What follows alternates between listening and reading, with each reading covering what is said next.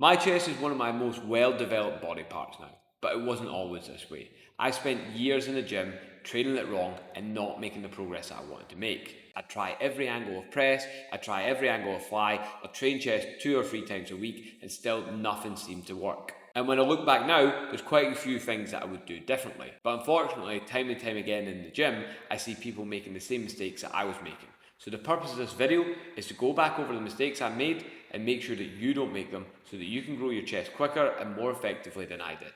So mistake number one, it's using too much shoulders in your presses and in your flies. Now this is something that I see quite often and it's quite an easy mistake to make because there is a lot of crossover when it comes to these movements. You know, your pecs and your shoulders are often going to be working, or your front delts anyway, are often going to be working in the same movements, okay? There is always going to be that bit of crossover. But some people, when they come to doing certain movements, they will just feel it all in their shoulders and not really in their pecs. And one of the biggest reasons for this is down to your body positioning, right?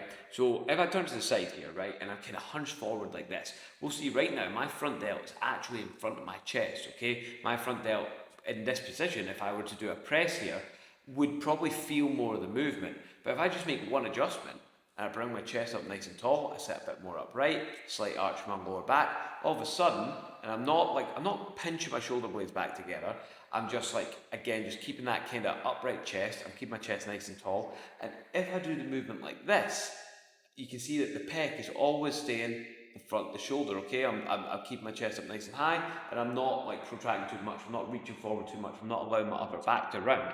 That is going to keep the tension on the right place, okay? Another thing to add to that too is intention, because when we think of the fibers of the pec, they're pulling the arm across the body, okay? So we don't want to just think about pressing forward when we're doing a press. We want to think about coming in as well, okay? So if you're doing a dumbbell press, we're thinking about pushing up and in. Now this will be a bit different when you're doing a kind of fixed path like a bench press, for example, you know, because obviously we can't really push in as much. But still, if we have that intention to push in, again, we're going to feel that a bit more in our chest. And even try this when you're doing your next bench press workout. If you squeeze the bar in the way, you're going to feel that more in your pecs. So again, that's something to think about. But certainly keeping that more upright posture, keeping your chest up and forward, you're going to feel it more in those pecs than you are in your shoulders. And the same thing applies when it comes to doing a fly motion as well. Because again, I'll see people on the pec deck quite often rounding round like this, doing their pec deck, upper back sort of rounded, and their shoulders are again just right in front of the chest. And guess where they're going to feel it? Right in their shoulders. So keep that chest up nice and tall, bring the upper arm across the body, and don't let your chest fall down. Don't let your chest collapse or your upper back round. You'll feel it a lot more in your pecs. Mistake number two was not doing incline movements properly.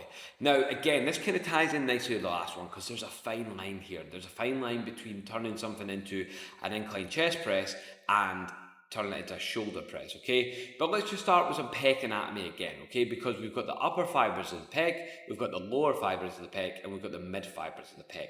And although there is a time and a place for incline movements, the fibers of the pec are collectively all going to pull the same way. They work in what's called a resultant, okay? Because we've got two or more forces on the same point of application, okay? And when that happens, it creates a resultant line of force. So essentially, the whole pec is pulling that upper arm, you know, forward and in, essentially, okay? That's what it's doing. So we don't necessarily need to worry too much about incline movements, but still, if we're going to include them, we want to do them right.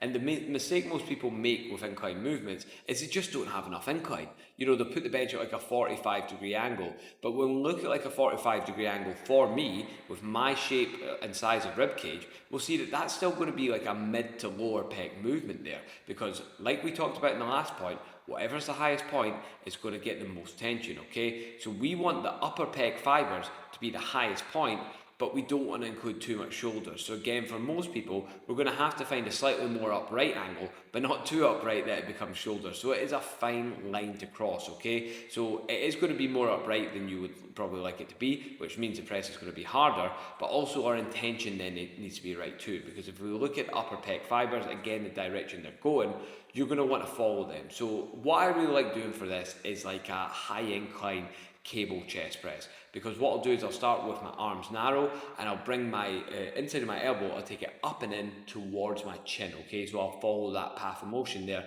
which really aligns with the upper pec fibers.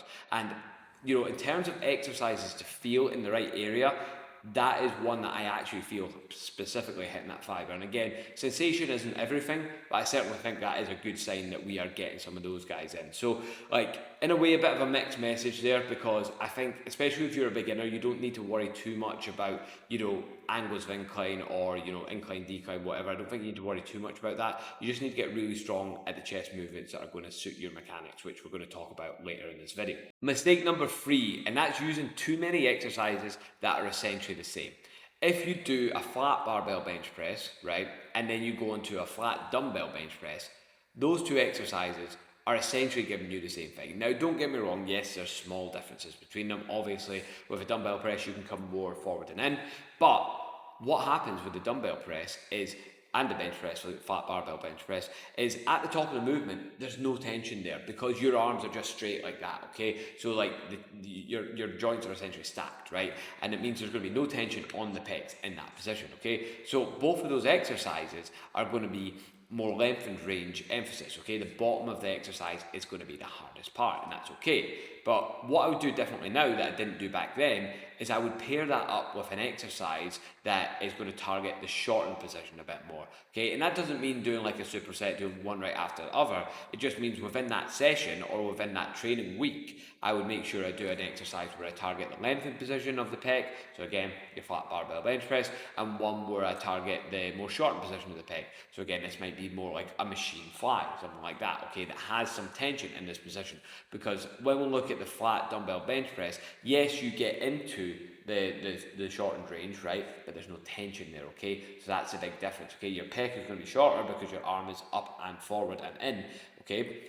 But there's not going to be any tension there. Whereas when you do this on a machine fly, if it's a good one anyway, there's going to be a lot of tension here. When you're in at the middle, your pec is going to be shortened and it's going to be working hot, okay? So that's an important thing to differentiate between, because just because you're getting into a shortened position or just because you're getting into a lengthened position, it doesn't always mean there's tension there, okay? So throughout your training sessions, make sure you're doing exercises that are effective in the lengthened position and some that are effective in the shortened position too, so that we're getting that full range challenge throughout our session.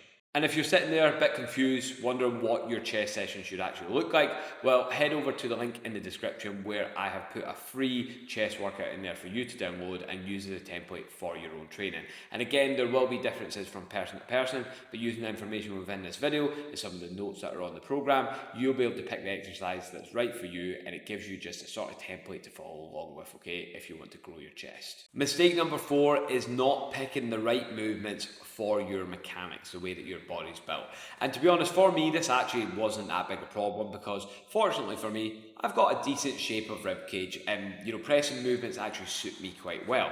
But you do get people who've got like quite a shallow rib cage, long arms, and something like the bench press may not be the best exercise for that person, okay? And again, when you're at the beginning stages, you might not have a lot of muscle in your pecs either, right? So that's something to consider, because if you're someone that's got a fairly flat chest and you've not got a lot of muscle on there, your pec fibers are going to pull in more than they're going to pull forward. But when you get someone who's got a more barrel-shaped rib cage, so their chest is kind of poking up and out like that, the fibers of the pec will wrap around that rib cage and they'll pull forward a bit more. So for the person with the better kind of mechanics for pressing, the person with a barrel-shaped rib cage, pressing movements are going to suit them better.